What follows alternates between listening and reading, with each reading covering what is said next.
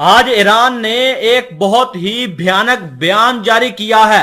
Iran का कहना है कि दुनिया वाले इस चीज पर नजर बनाए रखे हुए हैं कि किस वक्त अमेरिका और इजराइल वाले ईरान के ऊपर हमला करेंगे।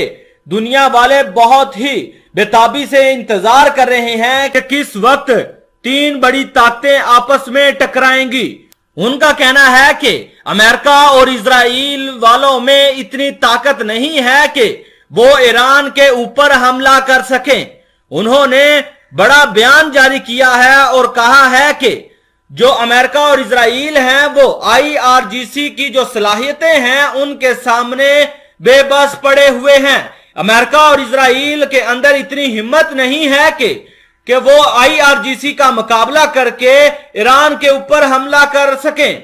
आज तेहरान न्यूज ने भी रिपोर्ट जारी की है कि जो आप अपनी स्क्रीन पर देख रहे होंगे, आला कमांडर का कहना है कि अमेरिका और इजराइल IRGC की सलाहियतों के सामने बेबस हैं। ईरान के जो सेकंड जनरल हैं उन्होंने इस बात पर जोर देकर कहा कि एलर्ट फोर्स इस कदर मजबूत होने में कामयाब हो चुकी है कि सिपा पासदाराना इनकलाब इस्लामी अमेरिका और ना ही सहूनी अफवाज इसका मुकाबला कर सकते हैं।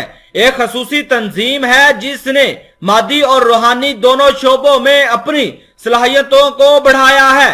IRGC के जो मेजर जनरल हैं उन्होंने कहा कि IRGC एक ऐसी ताकत पैदा करता है जिसे कोई भी बड़ी ताकत जैसा कि अमेरिका और सहूनियों की जो ताकत है उसका मुकाबला नहीं कर सकती और ना ही इनका जो हमला है वो सहूनी और अमेरिका वाले बर्दाश्त कर सकते हैं।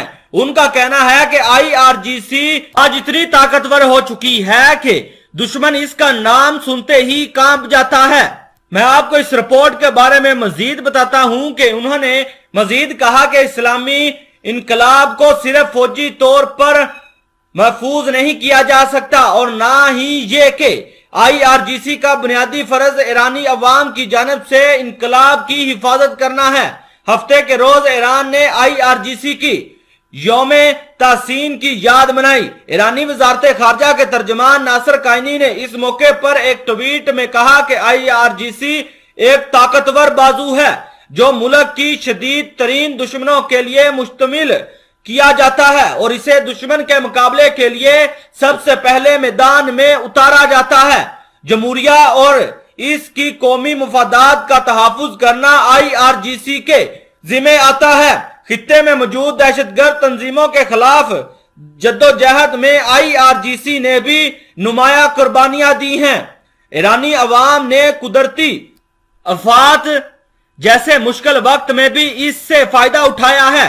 उनका कहना है कि आज अगर दुश्मन हमारे ऊपर कोई बड़ा हमला करते हैं तो हम सबसे पहले जो दुश्मन के ऊपर जिस फौज से हमला करेंगे वो हमारी सबसे पहले अफवाज IRGC होगी, क्योंकि IRGC इतनी ताकतवर हो चुकी है कि इसका मुकाबला कर पाना ना तो इजराइल के बस में है और ना ही अमेरिका के बस में है। यही वजह है कि दोनों ममालिक अभी तक ईरान जैसी ताकत से टकराने के लिए हिम्मत नहीं कर रहे और आज इनके आला और टॉप जो कमांडर थे उन्होंने भी इस चीज की तस्दीक कर दी है कि अमेरिका और इजराइल IRGC की जो सलाहियतें हैं उसके सामने बेहिस नजर होते हुए नजर आए हैं।